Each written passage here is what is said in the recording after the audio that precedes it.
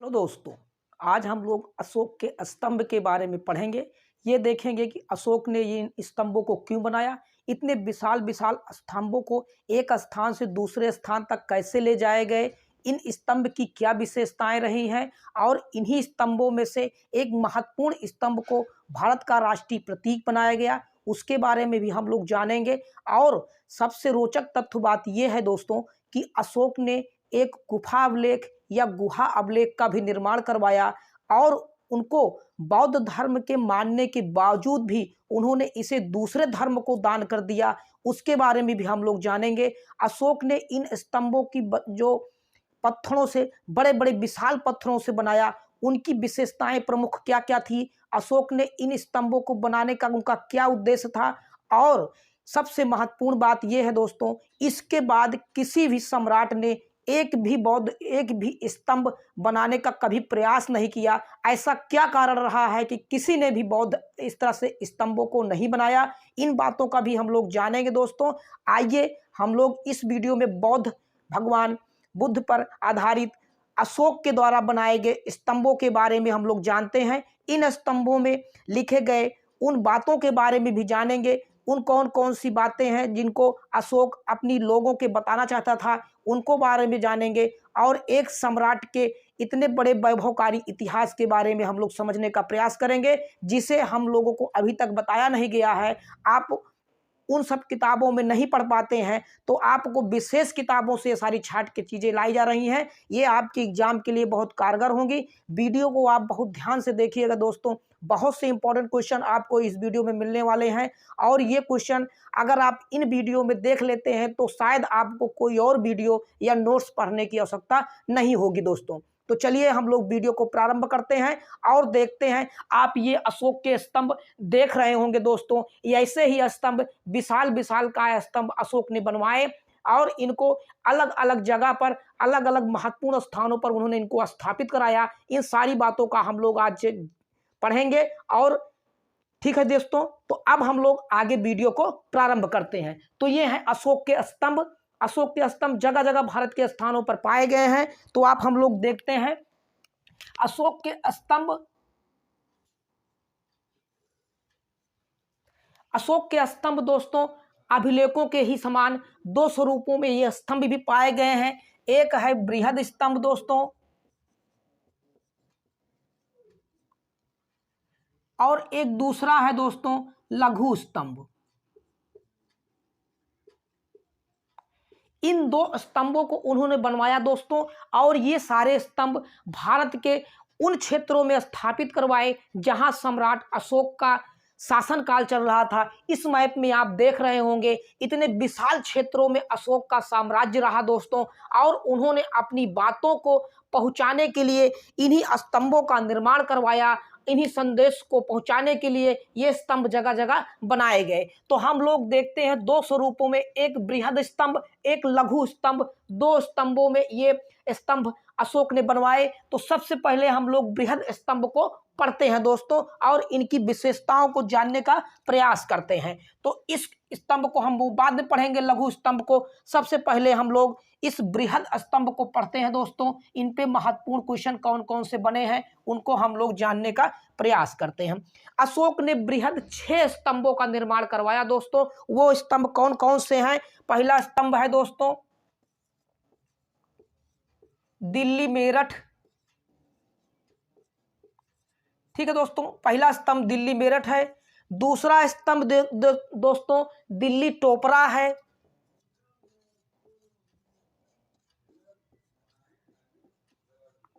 ठीक है दोस्तों, दूसरा दिल्ली टोपरा है।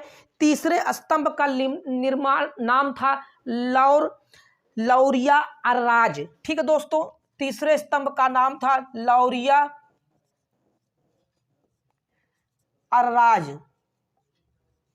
और चौथे स्तंभ का निर्माण था दोस्तों लौरिया नंदनगढ़।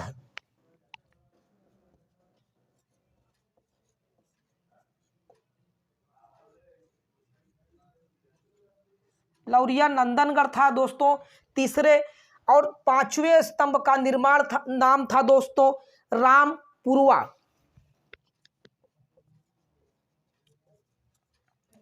रामपुरवा था। और 6वें स्तंभ का नाम था दोस्तों, बहुत ही इंपॉर्टेंट है, ये है इस प्रयाग। ठीक है दोस्तों, 7वें स्तंभ का 6ठे स्तंभ का नाम था प्रयाग। अशोक ने इन्हीं स्तंभों को बनवाया दोस्तों। जगह जगह इन स्तंभों को, विशाल स्तंभों को उन्होंने एक स्थान पर स्थापित करवाए। इन स्तंभों की विशेषताएं रही हैं दोस्तों कि ये स्तंभ एक ही पत्थर से काट कर बनाए गए थे। इसमें किसी भी जोड़ का प्रयोग नहीं किया गया है दोस्तों। और ये विशाल स्तंभ नदियों के माध्यम से, जल मार्गों के माध्यम से एक स्थान से दूसरे स्थान तक ले जाए गए।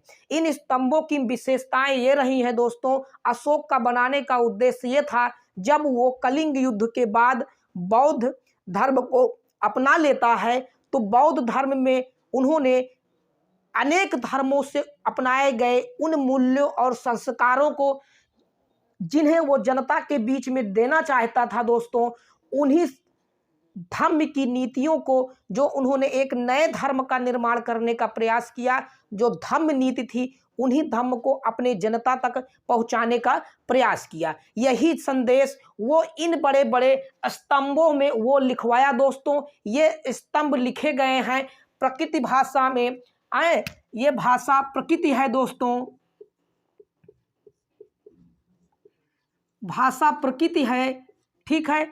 और लिपि ब्राह्मी लिपि में लिखी गई है। भारत में पाए गए स्तंभों की ये भाषा प्रकृति और लिपि ब्राह्मी लिपियों में ये स्थापित कराए, लिखित किए गए हैं दोस्तों। अब हम लोग इस स्तंभों के बारे में हम लोग जान लेते हैं दोस्तों, बहुत ही महत्वपूर्ण। इसको आप नोट कर लीजिए दोस्तों कि लिपि ब्राह्मी लिपि में इनके स्तंभ लिखे गए हैं दोस्तों, बहुत ही महत्वपूर्ण है और भाषा प्रकृति है। और हम लोग इसके बाद इसको मिटा देते हैं दोस्तों। सबसे महत्वपूर्ण बात यह है दोस्तों, दिल्ली मेरठ अभिलेख। दिल्ली मेरठ और दिल्ली टोपरा, ये दिल्ली मेरठ वाले रोड पर और दिल्ली हरियाणा के रोड पर पड़ता है दोस्तों। इसमें महत्वपूर्ण ये है कि इस अभिलेख को मध्यकालीन भारतीय इतिहास के तुगलक वंश के शासक फिरोज शाह तुगलक, इन दोनों अभिलेखों को दोस्तों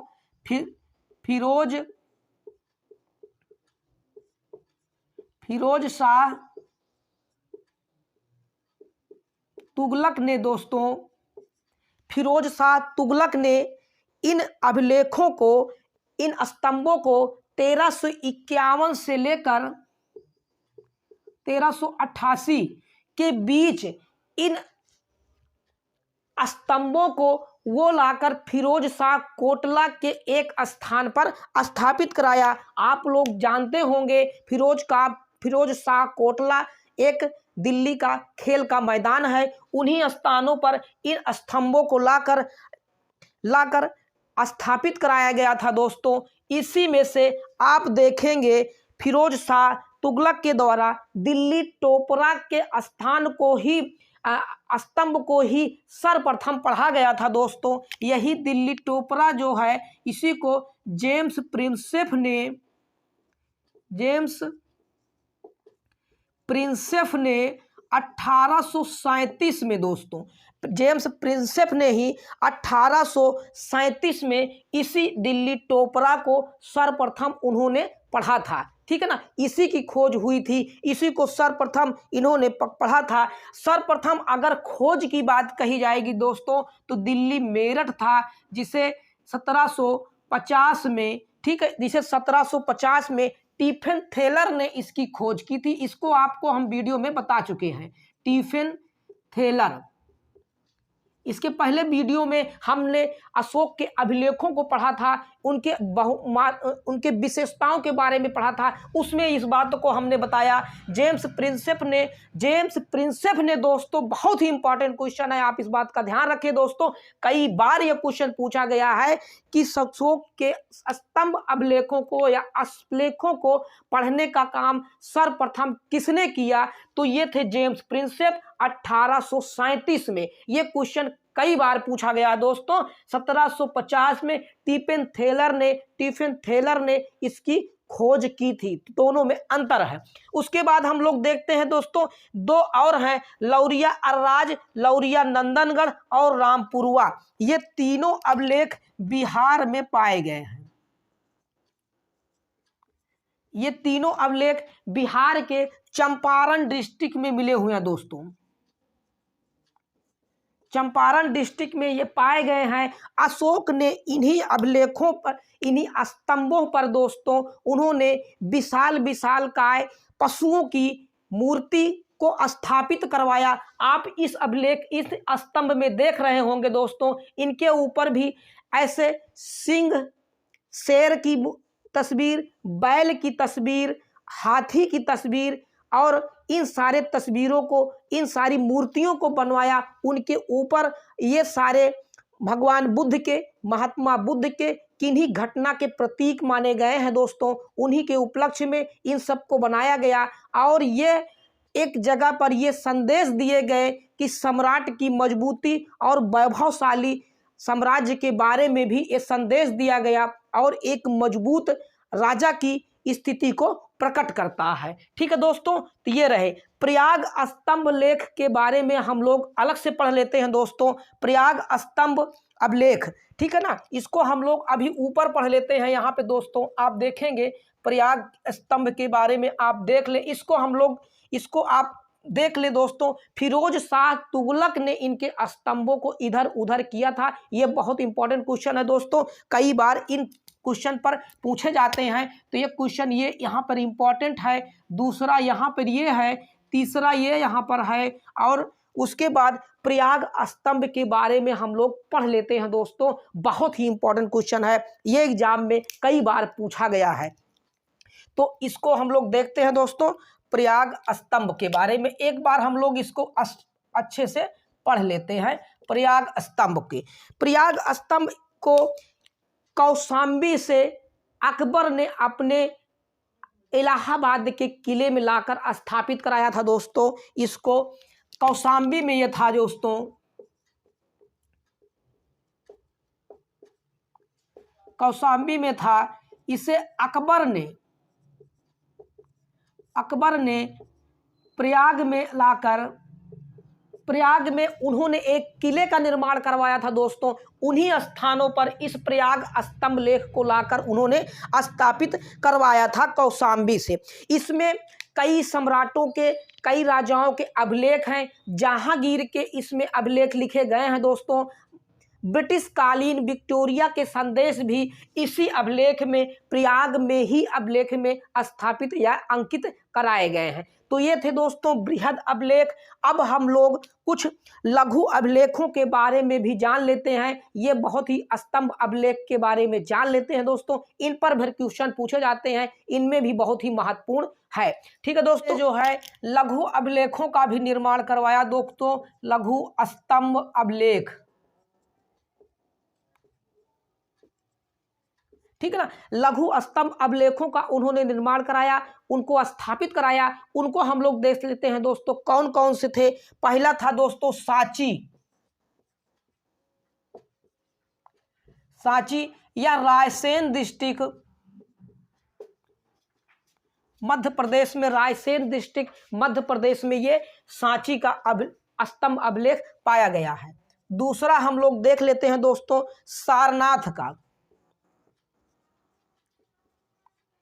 सारनाथ का वाराणसी यूपी में यह पाया गया दोस्तों। बहुत ही महत्वपूर्ण सारनाथ का स्तंभ अभिलेख है, इसके बारे में भी हम लोग अभी आगे जानेंगे। तीसरा जो है दोस्तों जिसका नाम था कौशाम्बी का, यह भी बहुत ही महत्वपूर्ण है, इस पे भी क्वेश्चन पूछे गए हैं दोस्तों। कौशाम्बी का स्तंभ, ठीक है दोस्तों, इन पर भी क्वेश्चन कौशाम्बी वाले पे भी पूछे गए हैं। तीसरे के बाद चौथा हम लोग जानते हैं दोस्तों, चौथे का नाम है रुमुंदेई।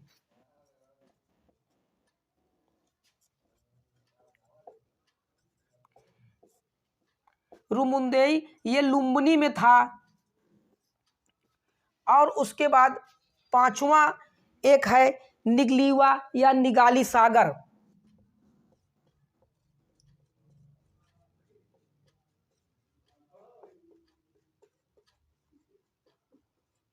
ठीक है दोस्तों, निगलीवा और निगारी सागर, इन अभिलेखों का, इन स्तंभ अभिलेखों का अशोक ने 5 इसमें थे जिनके उन्होंने निर्माण कराए। इनके बारे में भी हम स्टेप बाय स्टेप जान लेते हैं। इसमें से लगातार क्वेश्चन पूछे गए हैं दोस्तों, उन क्वेश्चन को आप बहुत ध्यान से देखिएगा। उन सारे क्वेश्चन एग्जाम में पूछे गए हैं, बार बार उन क्वेश्चनों को रिपीट किया जाता है। ठीक है, हम लोग सांची का देख लेते हैं दोस्तों। सांची रायसेन मध्य प्रदेश में है। इनमें बौद्ध संघ के बारे में वर्णन किया गया है दोस्तों। बौद्ध संघ में जो विभेद हो जाता था, जो टूट जाता था, उसी को रोकने के लिए अशोक ने सांची रायसेन में ही इन चीज़ों को लिखा है कि जो बौद्ध संघ को तोड़ने में जिनका योगदान रहेगा उनको अलग स्थान पर रखकर उनको समाज से विघटन कर दिया जाएगा। इस बात को इन्होंने सांची रायसेन में लिखा है। सारनाथ वाराणसी यूपी का है दोस्तों, इसको हम लोग थोड़ी बाद में पढ़ेंगे। ये क्योंकि भारत का राष्ट्रीय प्रतीक बाद में जाके बना, कब बना इसके बारे में भी हम लोग जान लेंगे। ठीक है, तो इसके पहले कौशाम्बी का देख लेते हैं दोस्तों। कौशाम्बी के अभिलेख को रानी कारुआकी का इसमें नाम मिलता है दोस्तों। अशोक के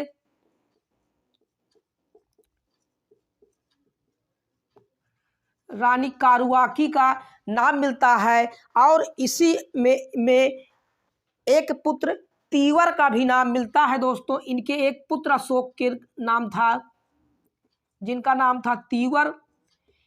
एक महत्वपूर्ण क्वेश्चन इस पर पूछा जाता है दोस्तों, इसको रानी का भी अभिलेख कहा जाता है, रानी का स्तंभ अभिलेख भी कहा जाता है इसको।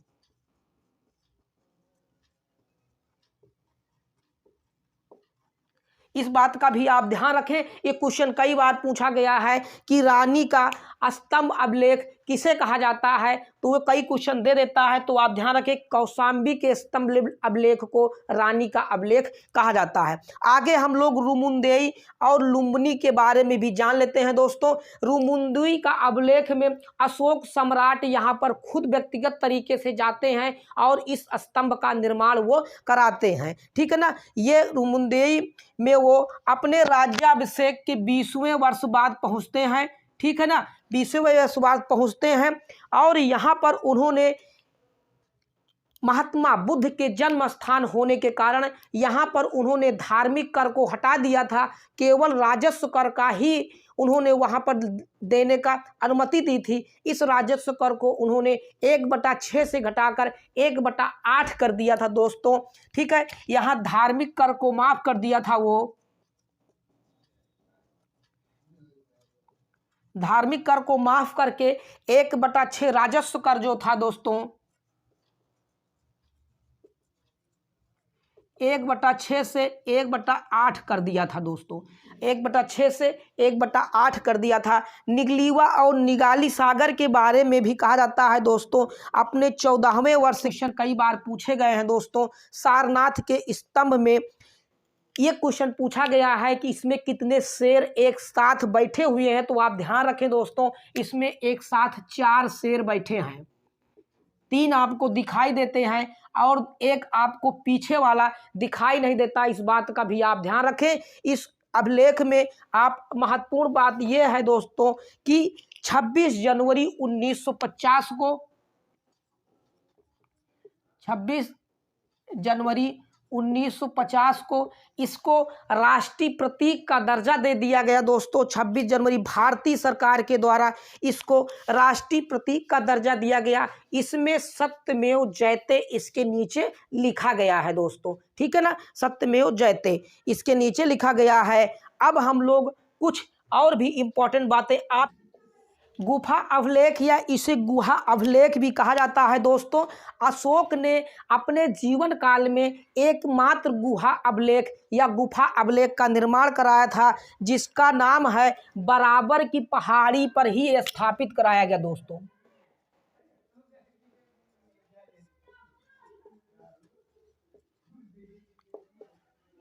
जिसको अशोक ने स्थापित कराया था दोस्तों, बराबर की पहाड़ी, ये बिहार में स्थापित है।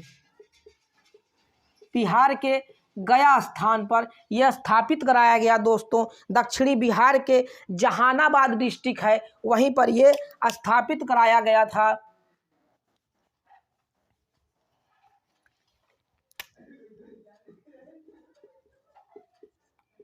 बिहार में जहानाबाद डिस्ट्रिक्ट में स्थापित कराया गया था। इसमें इन्होंने 4 गुफाओं का निर्माण कराया, जिसमें एक दोस्तों पहला है सुदामा गुफा, दूसरा है दोस्तों सुदामा गुफा, दूसरा है कर्णचोपार गुफा,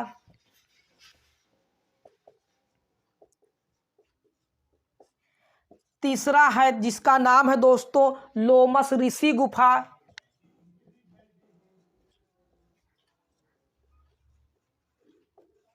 और चौथे का निर्माण इन्होंने कराया था विश्वामित्र की झोपड़ी।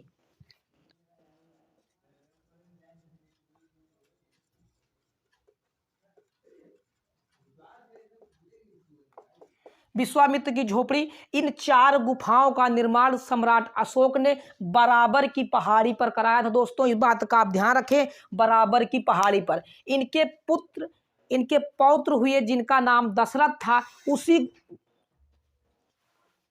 गुफा के जस्ट सामने इन्होंने एक गुफा का निर्माण कराया था दोस्तों दशरथ ने, जिसका नाम है नागार्जुनी पहाड़ी। इसी के जस्ट सामने था जिसका नाम है दोस्तों नागार्जुनी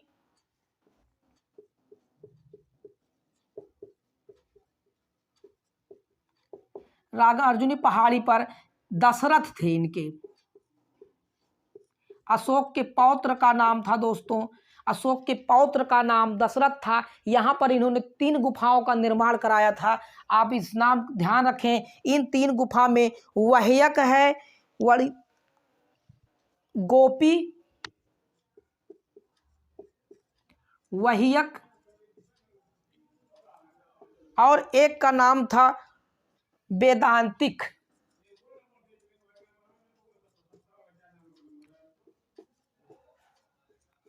तीन गुफाओं का निर्माण इनके पौत्र अशोक के पौत्र दशरथ ने कराया था दोस्तों। तो ये थे अशोक के गुहा अभिलेख। इन गुहा अभिलेखों को बनाने के बाद अशोक और उनके पौत्र दशरथ ने आजीवक संप्रदाय को दान कर दिया था दोस्तों। इस बात का आप ध्यान रखें, आजीवक संप्रदाय।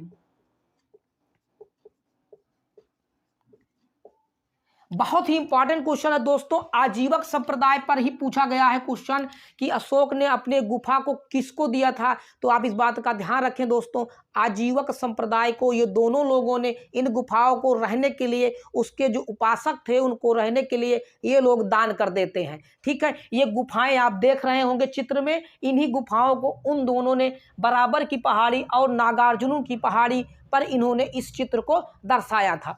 तो ये थे अशोक के अभिलेख, स्तंभ अभिलेख, जिनकी महत्वपूर्ण बातें थी, जिनको अशोक ने अपने संदेशों को जनता के बीच में पहुंचाया दोस्तों, और वो अपने विचारों को जनता को बताना चाहते थे। ये सारी चीज़ें उन्होंने इन अभिलेखों पर स्थापित कराई, इन पे लिखा ब्राह्मी लिपि में। अब हम लोग इसके बाद अगले वीडियो में अगले चैप्टर की ओर हम लोग पढ़ेंगे दोस्तों, एक नए सम्राट के बारे में जानने का प्रयास करेंगे। तो ये रहे वीडियो, इनके बहुविकल्पी वीडियो भी आपके लिए डाली जा रही हैं। बहुत ही महत्वपूर्ण और शानदार क्वेश्चन ढूंढ के लाए जाते हैं ताकि आप उनको पढ़ें और अपने एग्जाम को इम्प्रूवमेंट करें। चैनल को सब्सक्राइब करें दोस्तों, आपसे बहुत अपेक्षा रहती है। चैनल को सब्सक्राइब, लाइक, कमेंट और शेयर भी करें ताकि जो महत्वपूर्ण वीडियो आपके लिए मेहनत करके लाई जा रही हैं वो आपको महत्वपूर्ण वीडियो मिल सके। ठीक है दोस्तों, आगे हम लोग पढ़ते हैं। अगर आप इनके क्वेश्चन पूछना चाहते हैं, आपके मन में कोई क्वेश्चन है जिन पे आप पूछना चाहते हैं, तो मेरे Telegram channel GS smart academy से जुड़ सकते हैं। वहां से आप अपने क्वेश्चन को पूछ सकते हैं, उनका जवाब आपको दिया जाएगा। ठीक है दोस्तों, अगले वीडियो में हम आपसे